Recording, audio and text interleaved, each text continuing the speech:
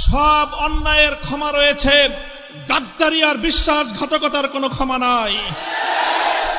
এদেশে ইসলামকে উপড়ে ফেলার সকল ষড়যন্ত্রকে রুখার জন্য যদি এর চেয়ে বড় ত্যাগ এবং কোরবানির প্রয়োজন হয়, হাসি মুখে আমরা সেই ত্যাগ করতে প্রস্তুত রয়েছি। জীবন দিতে হলে জীবন দিতে প্রস্তুত রয়েছি।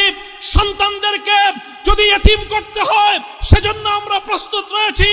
স্ত্রীদেরকে যদি বিধবা করতে হয় সেজন্য আমরা প্রস্তুত রয়েছি। মায়ের বুক যদি আমাদের খালি করতে হয়, আমাদের মায়েরা বুক খালি করে চোখের অশ্রুতে তাদের কলিজার টুকরা সন্তানদেরকে মাটির নিচে খোদার হাতে সুপর্দ করবে।